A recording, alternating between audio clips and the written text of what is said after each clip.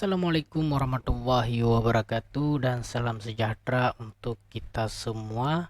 Selamat datang kembali di channel Zulfikar Efek. Di video kali ini kita akan membahas tahapan-tahapan dasar dan kaitannya dengan multi time frame.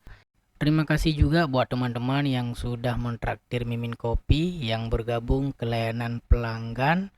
Semoga teman-teman selalu sehat, dimudahkan segala kepahaman dan dilancarkan segala rezeki. Amin. Ya, meskipun di sana belum ada yang spesial ya, tapi kalau Mimin ada nampak tips yang live secara market, mungkin Mimin bisa bagikan ke teman-teman di sana. Oke.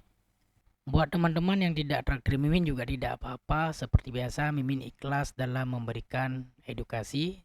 Jadi sama saja mentraktir Mimin dan tidak mentraktir Mimin. Jadi Mimin hanya memberikan konsep apa yang Mimin paham tentang BBMA Oma Ali.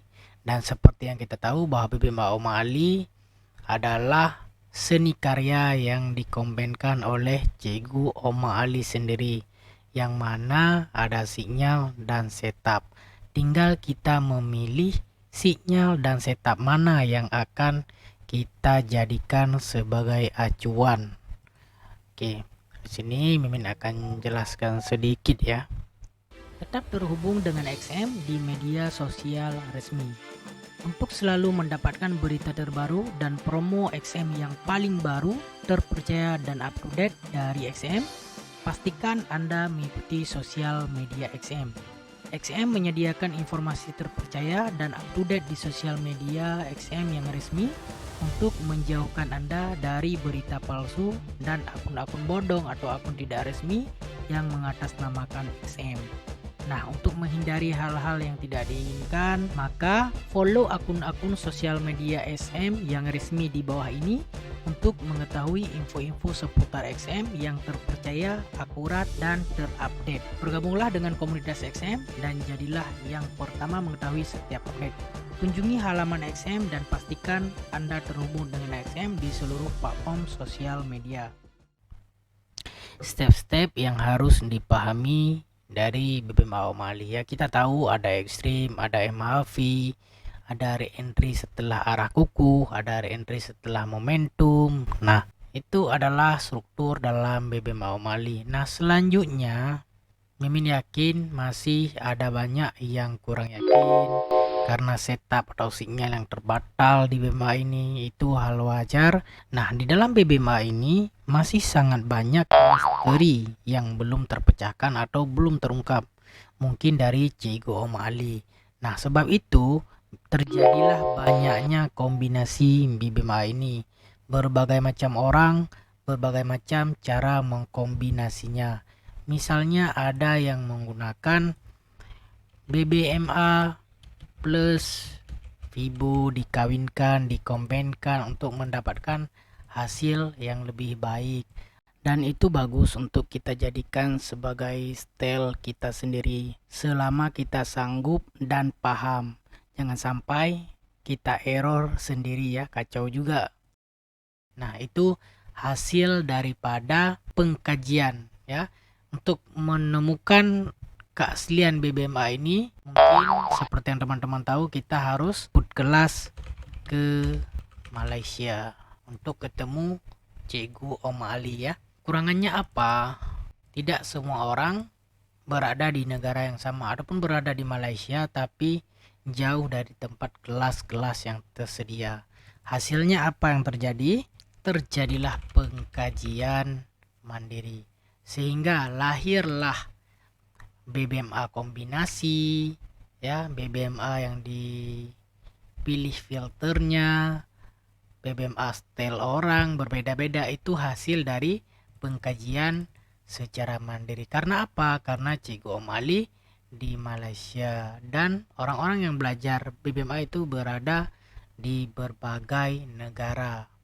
Dan untuk ke Malaysia itu membutuhkan keuangan yang banyak tentunya ya, perjalanan yang lumayan jauh, sehingga banyaklah orang-orang mengkaji pengkajian secara mandiri. Dan ketika dikaji, hadirlah kombinasi dengan Fibo, dengan stylenya sendiri, akhirnya dibuka kelas yang menyebabkan originalitas dari BBMA ini tercampur-campur. Sebenarnya kalau kita paham, BBMA ini sudah memberikan sesuatu yang komplit, tapi karena banyaknya misteri yang tidak terungkap, tidak terpecahkan, ataupun butuh waktu untuk jarak yang jauh, maka lahirlah pengkajian-pengkajian yang baru yang bukan dari originalitasnya. Nah, tentu kita tahu bahwa sinyal dan setup akan ada valid dan terbatal tentunya ya.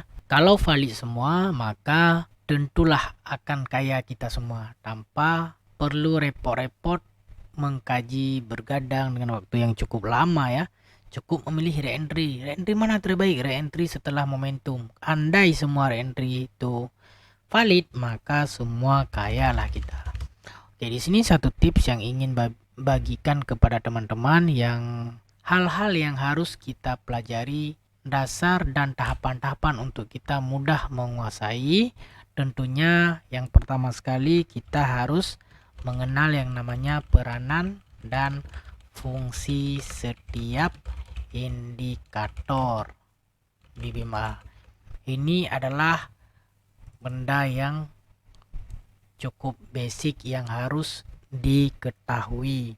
Kemudian setelah kita mengenal itu, barulah kita harus mempelajari yang kedua, yaitu ciri-ciri signal dan setup. Oke, itu tahapan kedua. Yang ketiga, kalau kita sudah paham ciri-cirinya, kita harus memvalidasi sinyal dan setup yang muncul, yaitu dengan multi time frame ya. Untuk kita paham MTF ini, tentunya kita harus memahami step by step sinyal yang muncul. Contoh sinyal yang muncul, misalnya katakanlah ini validasi ya, MTF validasi sebagai contoh untuk memudahkan kita ya. Contohnya 1, CSEK valid bila DF bawahnya ada CSM. Nah, ini salah satu bentuk validasi MTF. Ini adalah sinyal, CSM juga sinyal. Nah, misalnya terjadi CSAK pada time frame H1 misalnya, CSAK H1 atau CSAK H4, TF bawahnya adalah CSM di M15. Nah, itu salah satu bentuk validasi sinyal dengan multi time frame. Ya, ini salah satu bentuk validasi yang memang harus kita ketahui. Kemudian yang kedua, kita juga harus tahu apabila M15 muncul CSM, maka destinasinya adalah low atau top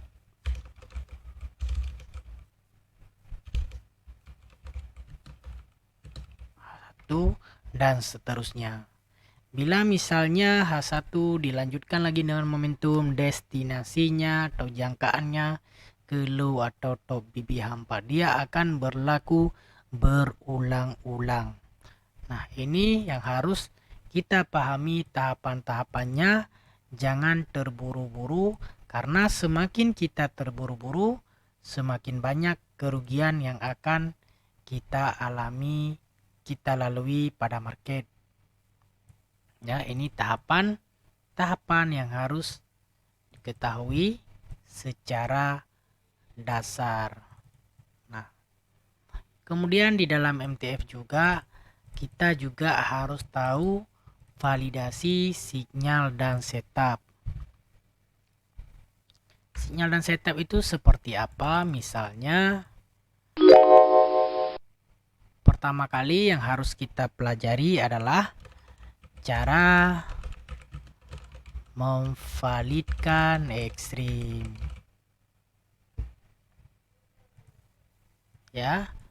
Kemudian yang kedua, kita harus belajar cara memvalidkan MHV. Barulah yang terakhir, kita akan belajar dengan cara memvalidkan reentry. Nah, pertanyaannya kenapa reentry yang paling terakhir? Karena setiap time frame pertama yang kita ambil adalah reentry. Baik reentry yang berlaku setelah candle arah ataupun GSM. Ya. Nah, ketika reentry terbentuk, apabila di time frame bawahnya MHV ini perlu kita validkan lagi. Begitu juga bila muncul ekstrim. Ini adalah MTF dasar MTF untuk validation. Kemudian apabila kita sudah memahami dasar-dasar ini, barulah kita melakukan filter. Nah, ini yang paling penting. Di sini Mimin akan bagikan satu tips tentang filter. Nah, apa itu filter? Filter adalah mencari setup yang clean dan clear yang membuat kita yakin di zone-zone tertentu. Nah, untuk memfilter setup, misalnya katakanlah reentry, kita akan fokus filter reentry di time frame 1. Pertama yang harus kita filter adalah harga tertinggi atau terendah. Nah, ini yang paling penting untuk kita filter. Nah, setelah harga tertinggi atau terendah, kebiasaan bentuk BB.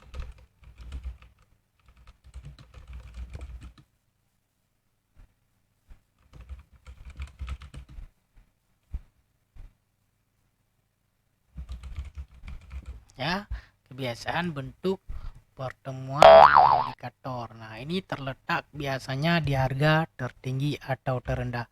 Kemudian tips yang ketiga, time frame TS1 yang digunakan kalau saran Mimin itu minimal H4. Kenapa H4? Karena H4 berlaku reentry 1 kali dalam sehari. Ya, karena H4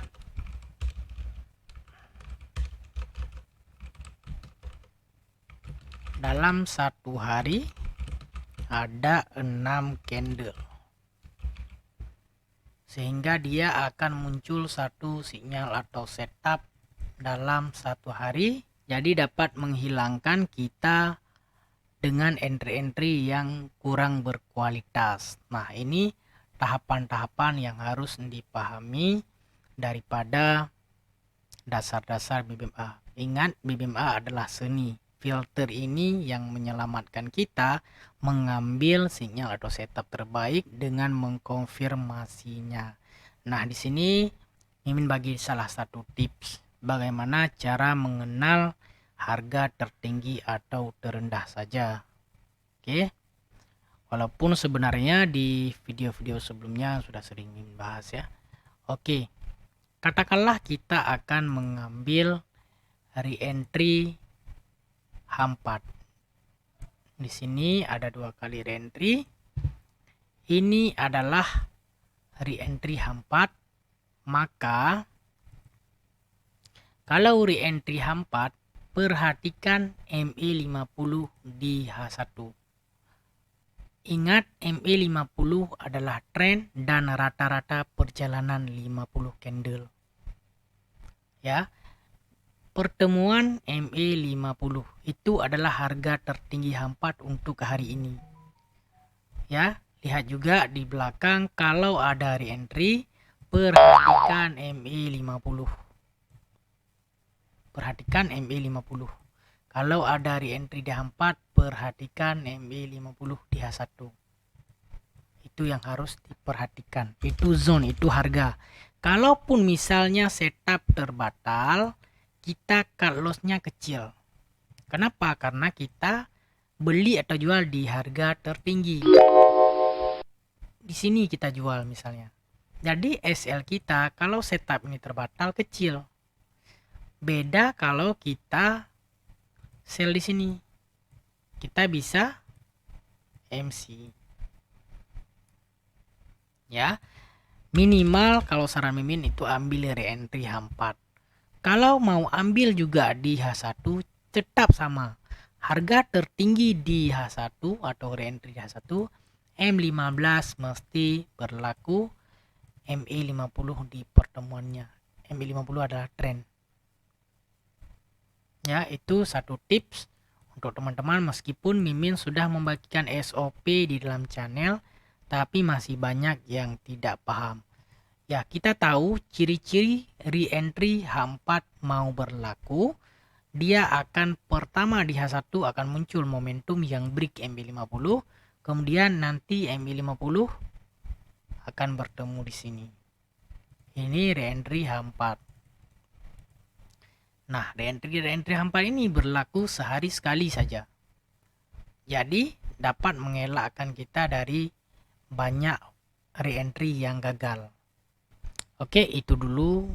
Semoga teman-teman dimudahkan kepahaman, tetap semangat dalam belajar, mengkaji, dan membuat filter sendiri. Karena filter ini kita bisa saja mengambil, misalnya ada yang filter hanya mengambil re-entry setelah CSM. Atau ada juga yang memfilter re-entry setelah berlaku zone zero loss. Nah, itu adalah filter pribadi. Dan itu perlu dikaji dan perlu dipraktekkan untuk timbul keyakinan. Meskipun kepahaman kita sama, keyakinan setiap orang akan berbeda-beda. Oke, sekian dulu. Mohon maaf jika ada kesalahan dan kesilapan. Saya ucapkan selamat belajar dan salam sukses.